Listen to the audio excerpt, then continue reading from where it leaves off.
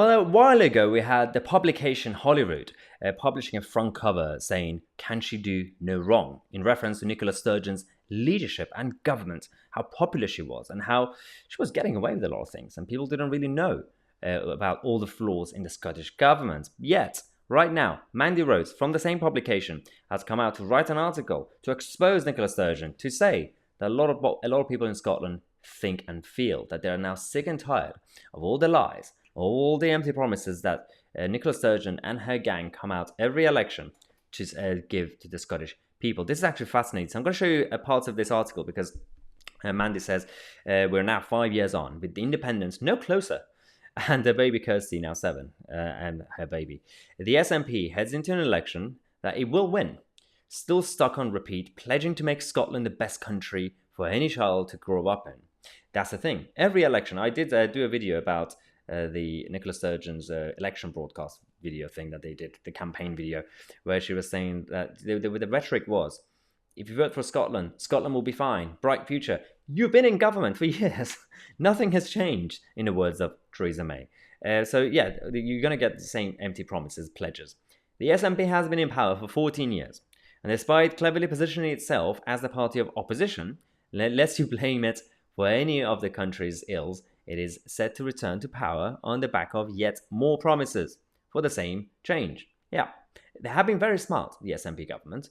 They keep pretending to be in opposition to the Westminster government and central government. So it is quite smart, but it's just very, very unhealthy politics. Of course, a lot of voters fall for it every election. But of course, there's the branding of SNP that's been quite successful over the last few years. It's 14 years of the same old politics. And then Mandy says, Scotland has the poorest life expectancy across the UK. Child poverty is at its record levels. Food banks are in demand. Kids go hungry. People die on our streets. Drug deaths are our eternal shame. Education has gone backwards. Young people sit on ever-increasing mental health waiting lists. Suicide rates rocket. Businesses feel ignored.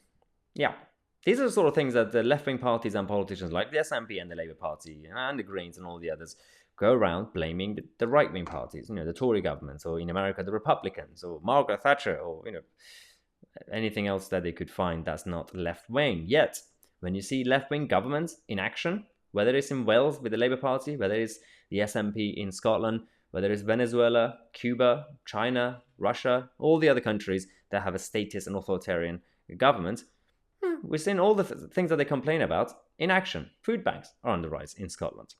And then she says that in a country led by a woman who says she has equality at her core, women leave their shoes paired and tied up with ribbons in feminist colours outside the parliament and pointing the other way as a tangible imprint of women feeling left behind. They don't care. They simply care about their own agenda, not ordinary people, not the voters, because they think that voters in Scotland will just keep falling for the same tricks every election. I can tell you, that's not going to last forever, Nicola Sturgeon. Eventually, people in Scotland will wake up.